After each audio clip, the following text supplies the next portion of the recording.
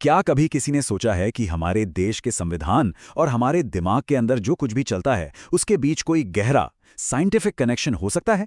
आज हम एक बहुत ही दिलचस्प आइडिया को समझने की कोशिश करेंगे कि कैसे भारत का संविधान, खास तौर पर जब महिलाओं के अधिकारों की बात आती है, तो वो सीधे सीधे हमारे दिमाग के विज्ञान यानी न्यूरोसाइंस से जुड़ जाता है। पहली नजर में तो ये बिल्कुल दो अलग अलग दुनियाएं लगती हैं, है ना?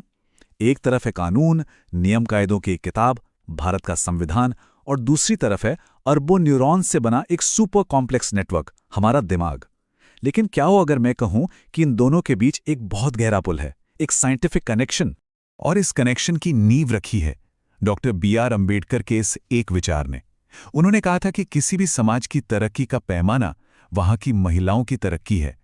आज हम यही देखने वाले हैं कि उन्होंने जो अधिकार दिए वो साइंटिफिकली, मतलब वैज्ञानिक तौर पर, दिमाग को कैसे मजबूत बनाते हैं। तो चलिए इसमें और गहराई से उतरते हैं। हमारे इस सफर का पहला पड़ाव है डर से आजादी का विज्ञान। देखिए, बाबा साहेब ने हिंदू कोड बिल जैसे सुधारों के जरिए महिलाओं को प्रॉपर्टी, तलाक और बराबरी जैसे अधिकार दिए। अब इसका मकसद सिर्फ सामाजिक न्याय नहीं था, बल्कि उस डर और निर्भरता की जड़ को ही उखाड़ फेंकना था जिसने पीढ़ियों से महिलाओं को मानसिक तौर पर जकड़ रखा था। और मजे की बात यह है कि डर का हमारे दिमाग में एक खास सेंटर होता है। इसे कहते हैं एमिग्डाला।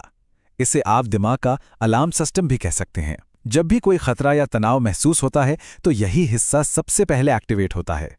तो देखिए, होता क्या है, जब कोई लगातार डर या दबाव में रहता है तो ये एमिग्डाला एक्टिवेट हो जाता है और कॉर्टिसोल नाम का एक स्ट्रेस हार्मोन छोड़ता है। ये हार्मोन सीधे दिमाग के सोचने समझने वाले हिस्से यानी प्रीफ्रंटल कॉर्टेक्स पर असर डालता है, उसकी पावर कम कर देता है। आसान भाषा में कहें तो लगातार बना रहने वाला डर आपकी क्रिएटिविटी और सही गलत सोचने की ताकत का गला घोट देता है। तो पॉइंट ये है कि जब संविधान के दिए अधिकार इस डर को कम करते हैं तो एमिग्डाला शांत हो जाता है, और जैसे ही वो शांत होता है, दिमाग का सोचने समझने वाला हिस्सा, मतलब प्रीफ्रंटल कॉर्टेक्स, पूरी तरह से अनलॉक हो जाता है। ये सिर्फ एक कानूनी बदलाव नहीं है, ये एक न्यूरोलॉजिकल, एक दिमागी बदलाव है। चलिए अब इस पुल पर थोड़ा और आगे बढ़ते हैं। हमारा दूसरा पड़ाव है शिक्षा से दिमाग की रीवायरिंग। यहां पर एक बहुत ही कमाल का साइंटिफिक कॉन्सेप्ट आता है जिसे कहते हैं न्यूरोप्लास्टिसिटी। इसका सीधा सा मतलब है कि हमारा दिमाग कोई पत्थर की लकीर नहीं है। इसमें खुद को बदलने, नए कनेक्शन बनाने और सच कहें तो खुद को रीवायर करने की एक जबरदस्त ताकत है। इसको ऐसे समझिए, हमारे दिमाग में पुरानी सोच, पुरानी मान्यताएं एक पक्के रास्ते या हाईवे की तरह बन जाती हैं। दिमाग को इन्हीं रास्तों पर चलने की आदत हो जाती है क्योंकि ये आसान लगता है। और यहीं पर जादू होता है। जब कोई महिला शिक्षा के अधिकार का इस्तेमाल करके कुछ नया सीखती है, कोई नया स्किल सीखती है, तो वो सिर्फ जानकारी नहीं ले रही होती, वो असल में लिटरली अपने दिमाग के अंदर नए न्यूरल पाथवेज, मतलब सोच के नए हाईवे बना रही होती है, सफलता के लिए बिल्कुल नए रास्ते। अब हम आते हैं अपने आखिरी पड़ाव पर, जो कि शायद सबसे दिलचस्प है, फैसले लेने की ताकत और स्वाभिमान का विज्ञान। संविधान ने यूनिवर्सल अडल्ट फ्रेंचाइज के जरिए हर महिला को एक बराबर की राजनीतिक आवाज दी। ये सिर्फ वोट डालने का हक नहीं था, ये एक पावरफुल मैसेज था कि आपकी राय की, आपके फैसले की कीमत है। जब भी कोई इंसान अपना फैसला खुद लेता है, चाहे वो छोटा हो या बड़ा, तो दिमाग का रिवॉर्ड सिस्टम एक्टिवेट हो जाता है। ये एक खास केमिकल छोड़ता है जिसे डोपामाइन कहते हैं।